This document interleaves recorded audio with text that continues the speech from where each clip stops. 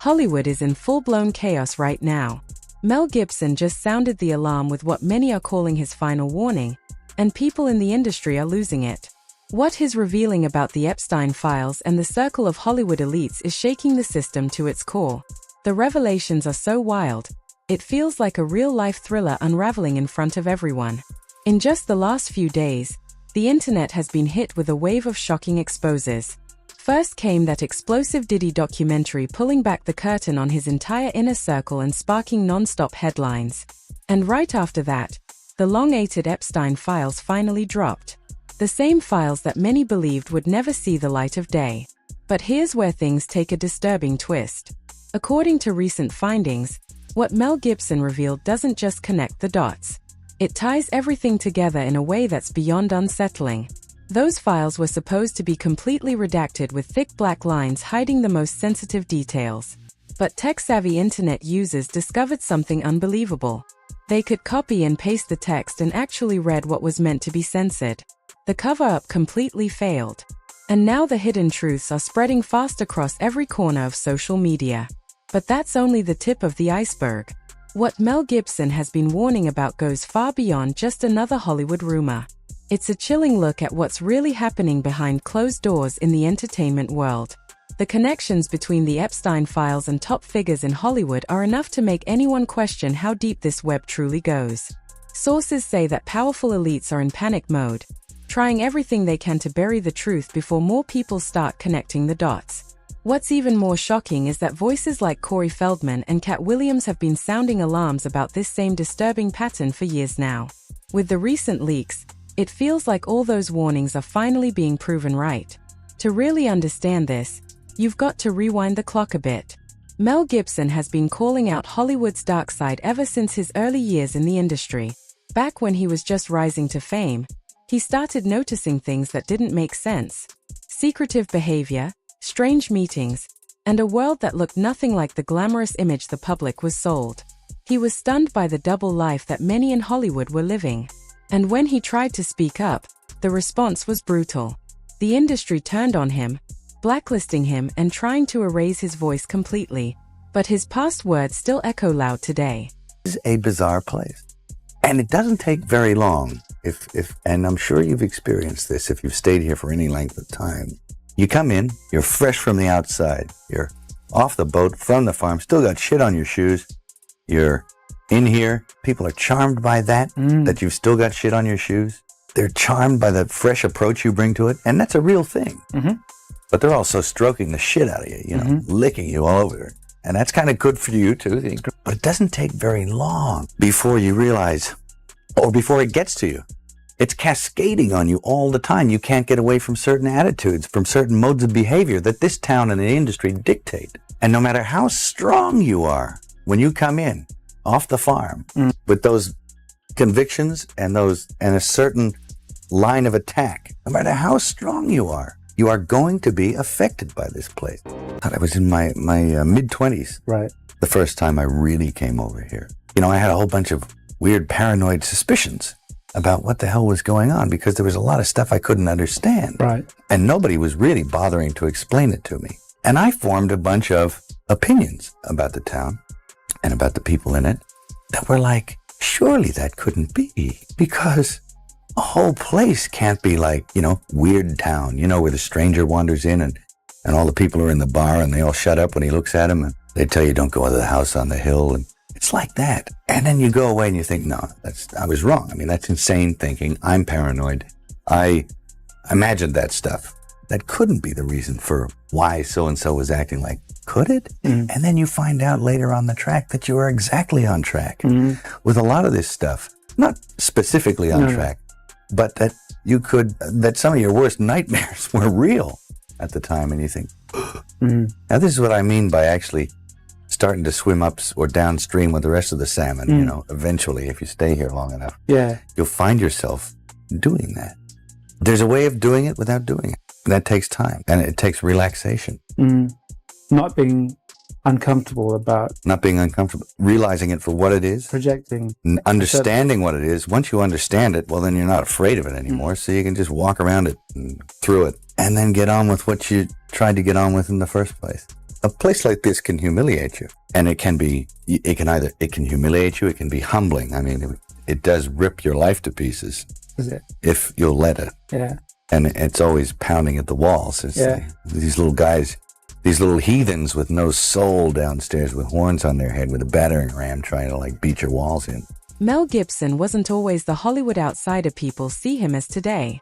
But he sure learned fast how twisted the system can be. Even though this footage of him speaking out is old, it hits completely differently now, especially with everything that's come to light. He once described Hollywood as a bizarre world that doesn't take long to corrupt you. When you first arrive, you're still fresh from the outside, still grounded in reality, and people seem drawn to that energy.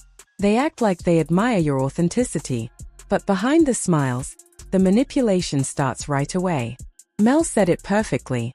Newcomers are flattered, praised, and told they're the next big thing. It feels exciting at first, like you finally made it. But what's really happening is much darker. He explained how that same attention quickly turns into control. How the pressure and toxicity of the industry start crashing down on you until you're not even the same person anymore. Even those who swear to stay true to themselves end up being pulled off their path by the powerful forces shaping that world. And this is where things take an eerie turn. When Mel first stepped into Hollywood in his mid-20s, he started having strange, uneasy feelings, almost paranoid suspicions about what was happening behind the scenes. He couldn't explain it, but something about that environment felt off, like there were secrets lurking just beneath the surface, waiting to be uncovered. There was so much happening around Mel Gibson that just didn't make sense. Strange behaviors, unspoken rules, and a lot of secrecy that no one seemed willing to explain. Every time he asked questions, he was brushed off like he wasn't supposed to know what was really going on behind the curtain. Over time, those experiences started shaping his view of Hollywood, and the picture he painted was chilling. He once compared the town to something straight out of a horror movie, the kind where a stranger walks into a quiet bar, the music stops, everyone stares, and someone whispers a warning like, "You don't go near the house on the hill." That eerie closed-off energy. That's how he described Hollywood. At first, Mel tried to convince himself that it was all in his head. He thought maybe he was just overreacting. Maybe his imagination was getting the best of him. But the deeper he went, the more he realized those uneasy feelings were spot on. The things he had once brushed off his paranoia turned out to be frighteningly real. He discovered that the darkness he sensed wasn't just rumor or exaggeration. It was part of the very foundation of that world. And what he said next stuck with people for years. A haunting reminder that his early fears weren't fiction at all. At all. Got full of the whole industry. I mean, it's a very strange place, Hollywood, but it's an odd place. And you imagine all these horror stories there that you think, boy, it seems as if I'm being sacrificed over here. No, that couldn't be true. And then you realize that it is true. And you have to, I just left for a while and took a couple of years off, bought a place down in Australia and started digging holes and putting up fences and birthing cattle and all this kind of stuff. And it was fun, you know, it was fun. It was great. And it was a good breather, you know. Yeah. And then, of course, the comeback, what a comeback, Lethal Weapon. It wasn't bad, was it? Yeah, it was all right. Mel Gibson once admitted he'd had enough. He said he'd reached his breaking point with the entire Hollywood system. In his own words, he called it a very strange, odd place where you start imagining the most horrifying things only to realize those dark thoughts might actually be true. He described moments when it felt like he was being sacrificed by the industry. And for a while, he tried convincing himself it was all in his head. But eventually, he realized it wasn't paranoia at all. It was reality. That's when he decided he needed to disappear for a while before the chaos completely consumed him. He packed up, walked away from the spotlight, and retreated back to his roots in Australia.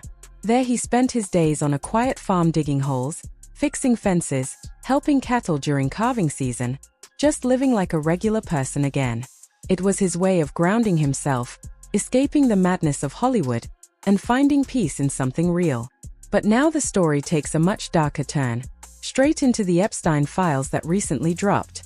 These documents are setting off shockwaves because they connect directly to many of the same elite circles that Gibson had been warning about for years. One of the most jaw-dropping revelations involves Bill Clinton. The files expose deeper ties between Clinton, Jeffrey Epstein, and Ghislaine Maxwell than anyone had previously known. Newly released photos reportedly show Clinton relaxing in a pool and hot tub with Epstein and Maxwell looking disturbingly casual. And according to victim testimony found in the documents, Epstein allegedly once said that Clinton likes them young, referring to girls. A direct quote from the files themselves. The same records confirm that Clinton invited Epstein to the White House several times and that he flew on Epstein's private jet far more often than his representatives ever admitted. It's a revelation that completely dismantles years of official denial. The evidence is sitting right there, clear as day. And it's not just about politicians this time. The newly surfaced documents include never-before-seen photos showing some of the biggest names in music and film. We're talking Michael Jackson, MC Jagger, Diana Ross, Kevin Spacey, Chris Tucker, and even Richard Branson, all appearing at Jeffrey Epstein's properties or private gatherings. While it's important to note that most of these figures haven't been accused of any crimes in the released files, their presence alone paints a picture of just how far Epstein's network reached into the highest corners of Hollywood and the music world. Epstein wasn't just mingling with celebrities. He was deeply embedded among them, forming relationships that crossed borders, industries, and even governments. And here's where things get even more suspicious. Right after these files were made public, people noticed that the Department of Justice quietly removed certain documents from their database. How does something that serious just disappear overnight? Critics are now pointing out that the files seem to be heavily redacted. Entire pages turn to black ink, as if they're protecting individuals who still hold major influence today. So naturally, the burning question becomes, what exactly are they hiding? And who are they trying to shield from exposure? This is where Mel Gibson's decades-old warnings start to make frightening sense, because this level of secrecy and power plays right into the disturbing reality he's been describing for years. And as we dig deeper, the connections only get darker. One of the most disturbing problems in our world today is human trafficking, and particularly the trafficking of children. Our future is our children. Now, the first step in eradicating this crime is awareness. Mel Gibson didn't hold back when he spoke out about one of the darkest issues haunting Hollywood and beyond, human trafficking. He called it one of the most disturbing crises in the modern world and made it clear that the fight starts with awareness. In his own words, he said, "One of the most disturbing problems in our world today is human trafficking, particularly the trafficking of children. Our future is our children. The first step in eradicating this crime is awareness." That message hit hard, and it reminded people that the battle against this evil isn't just about headlines. It's about protecting innocence itself. After making that statement, Mel urged everyone to watch the film Sound of Freedom, a movie that pulled the curtain back on the dark realities of trafficking networks that often intersect with the entertainment world. He publicly supported the film, praising it for exposing what so many have tried to ignore. You'd think every major platform would jump at the chance to share a movie that shines a light on such an important issue, right? But that's where things get suspicious. When Sound of Freedom was released, Netflix, Hulu, and Amazon, three of the biggest streaming giants, all refused to promote it. They turned it down completely, offering no explanation, no marketing, and no platform support. These are the same companies that constantly push awareness for all sorts of social causes. Yet, when it came to a movie about ending human trafficking, they went totally silent. Viewers were left stunned, wondering why a film about saving children from real-world horror wasn't getting the same treatment as other so-called important stories. The silence spoke louder than any words could. So, why did every major platform suddenly turn their backs on Sound of Freedom? That's the million-dollar question, and the answer might be a lot darker than anyone expected. Here's the part most people don't know. The film actually started out under Disney's control. That's right. The House of Mouse originally owned the rights to it, but out of nowhere, the entire project was shelved. No official reason, no public explanation, just gone. This was confusing to everyone involved. The movie had everything going for it. A powerful story, a respected cast, and a mission that should have had universal support. By all logic, it should have been a green light from day one. But instead, Disney pulled the plug, and that decision set off a storm of rumors and speculation. Many began to suspect that there was more going on behind the scenes than what the public was being told. Whispers started spreading that some studios and streaming platforms didn't just pass on the movie, they buried it. Some believe this was an intentional move to keep the uncomfortable truth about child trafficking from reaching a global audience. And even more chilling, others think it was about protecting the powerful figures who benefit from the silence. Because let's be real, if an operation like that exists, the last thing those involved would want is a major film shining a spotlight on their crimes. So, what's the best way to stop the world from waking up? You shut the message down before it ever reaches the screen. The entire situation left people questioning just how deep this cover-up might go and whether the entertainment industry itself is part of the silence. Propaganda in Hollywood movies is built into the ingredients list. It's like if you want flour, you're going to have to get the beet. And if you want to be able to make movies about certain subjects, you have to be willing to work with some people. And, it'd be nice if you made it so that this is what we're trying to accomplish. And this is showing the negative side of this other society. And this is this is our hero. Because our hero is going to go do America's bidding and go over there. And you're like, okay. And those movies are successful, and so they continue this relationship, and you become a bit of a propaganda arm for the government, and in turn they don't f with you. Right, but that's what makes information so powerful. Is you don't care how people feel about the ritual. It's about does following the ritual work. Yeah. And so you can fool yourself into thinking there isn't one, but the evidence will be clear. So like when I be like, all these guys are wearing dresses, everybody's like, oh, he keeps talking about people wearing dresses. No, that is a weird thing. It's not like that.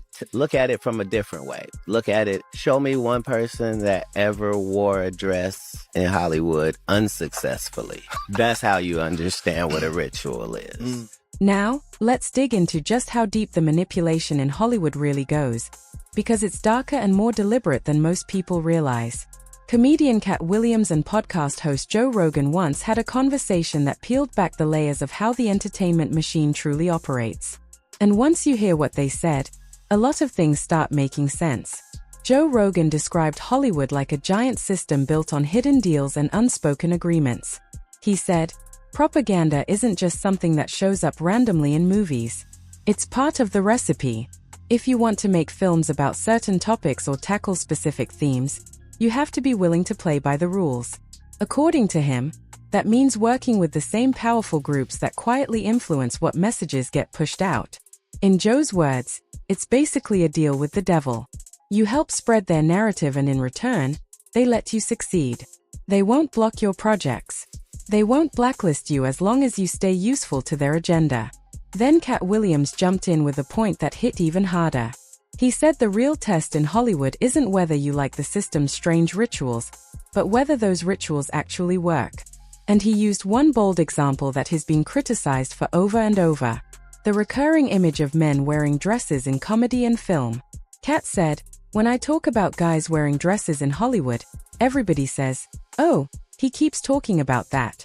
But show me one person who wore a dress in Hollywood and didn't end up successful. And when you really stop and think about it, he's not wrong. Time and time again, major male comedians and actors who took part in that so-called ritual saw their careers skyrocket right afterward. It's like an unspoken initiation, a strange repeating pattern that seems to reward those who go along with it. Whether it's symbolic, psychological, or just power play, the outcome is always the same. Those who comply rise fast, and those who refuse get pushed out. That kind of pattern isn't just coincidence. It feels calculated. And speaking of strange patterns, something really odd came up with the latest Epstein document release. People online started pointing out a bizarre detail that's got everyone scratching their heads. Have you noticed how it seems like everyone in Hollywood either showed up in Epstein's circle or did dies, but never both? It's almost like these two operated on opposite ends of the same power spectrum, connected, but never crossing paths. It's weird, right? You'd think that with both men surrounded by celebrities, business mogul, and political figures, their guest lists would have overlapped at least once. But nope. While nearly every big name from Epstein's world was caught at his mansions or island, Diddy's crowd was a completely different lineup. It's like they were magnetic opposites repelling each other from ever being in the same room. And honestly, that separation raises even more suspicion. Why were their worlds kept so far apart? Was it coincidence or by design? When you look at how deep these networks go, that missing link between their circles might actually be one of the biggest red flags yet. Tell you that the number one problem in Hollywood was and is and always will be, that's the biggest problem for children in this industry. The casting couch even applies to children. Oh yeah, not in the same way. It's all done under the radar. Nobody talks about pedophilia. It's the big secret. And it's widespread? Oh yeah, I was surrounded by them when I was 14 years old. Surrounded, literally. Didn't even know it. It wasn't until I was old enough to realize what they were and what they wanted and what they were about and the types of people that were surrounding me till I went, oh my God, they were everywhere like vultures. Vultures who Feldman says abused him and his best friend, the late child actor Corey Haim, his co-star in The Lost Boys. Well, what happens if my mom is dating the head vampire? Feldman says the trauma of that contributed to Haim's death. There's one person to blame in the death of Corey Haim, and that person happens to be a Hollywood mogul. And that person needs to be exposed, but unfortunately I can't be the one to do it. But the person that knows who did it and knows who he is watching right now, I guarantee you. Yeah. Intriguing. Yeah. There was a circle of older men in the entertainment industry. Feldman won't name names. This next part is tough to hear, but it's absolutely essential to understand the bigger picture of what's really been happening in Hollywood. Corey Feldman has been speaking out for decades, risking his career and reputation to warn people about the dark side of the industry, especially the exploitation of children behind the scenes. He's been saying for years that the trauma inflicted on young actors isn't just emotional, it's life-altering and in some cases, life-ending. Feldman has repeatedly spoken about how the abuse he and his best friend Corey Haim endured as child stars haunted them long after the cameras stopped rolling. According to Feldman, the trauma from that environment played a major role in Haim's tragic death. He once described the people responsible as vultures, saying they targeted young, vulnerable kids trying to make it in Hollywood. It's chilling to think about. A system that should have protected children instead turned into a hunting ground for predators in power. Then Feldman said something that left people stunned. He claimed, "There's one person to blame for the death of Corey Haim, and that person happens to be a Hollywood mogul. That person needs to be exposed, but unfortunately, I can't be the one to do it." When asked why he couldn't name the individual, Feldman explained that doing so could destroy him through lawsuits, blacklisting, or something even worse. But the part that really sent chills down everyone's spine was when he added, "The person who did it and knows exactly who they are is watching right now. I guarantee you." He made it clear that these men weren't random figures.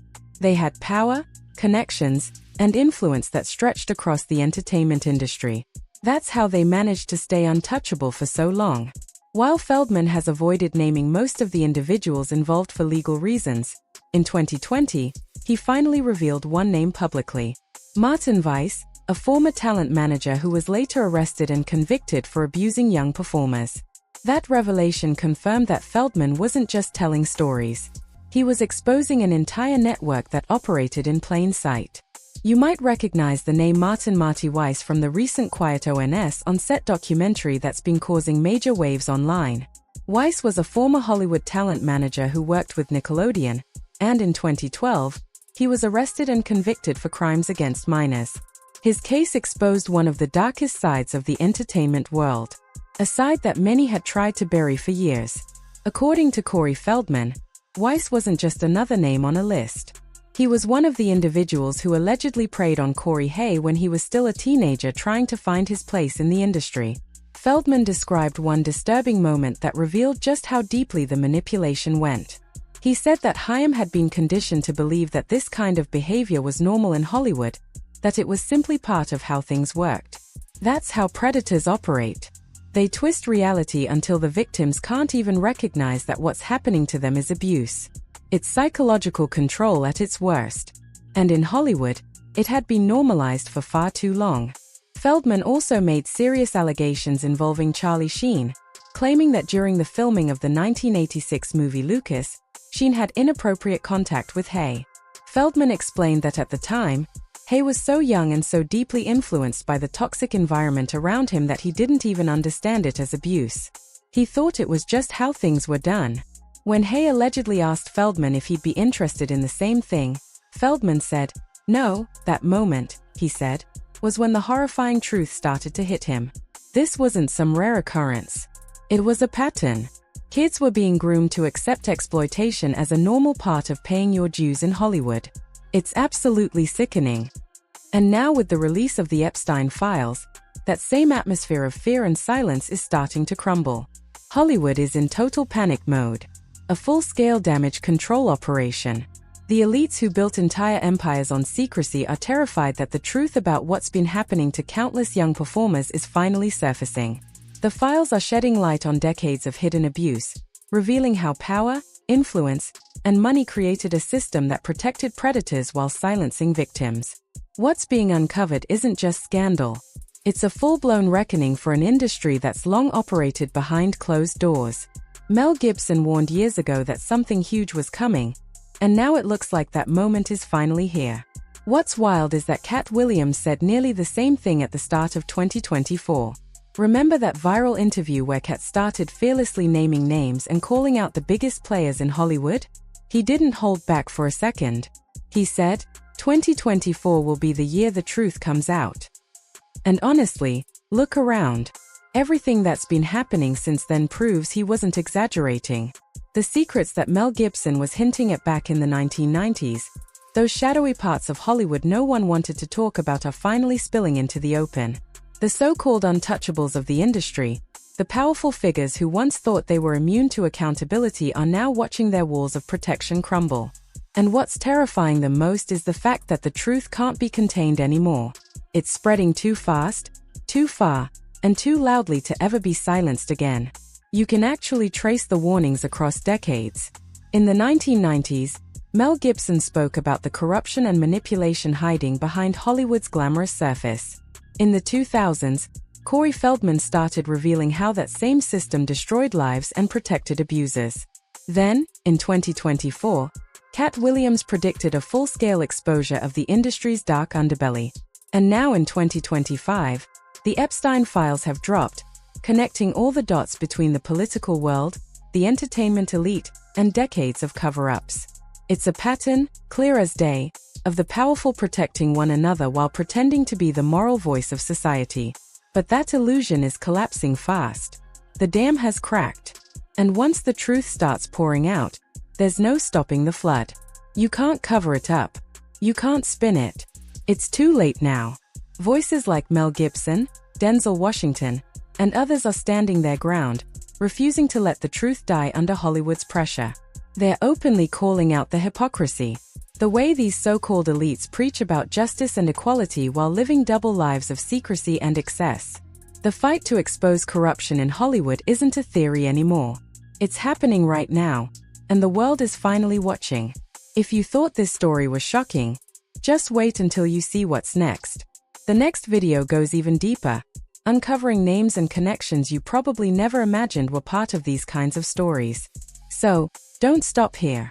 Click the video on your screen right now and see how far this web of secrets really stretches. Trust me, you won't believe who shows up next.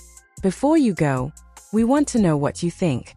After hearing everything about Mel Gibson, Cat Williams, and the Epstein Files, do you believe Hollywood is finally being exposed? Or is this just the beginning of something even bigger? Drop your thoughts in the comments.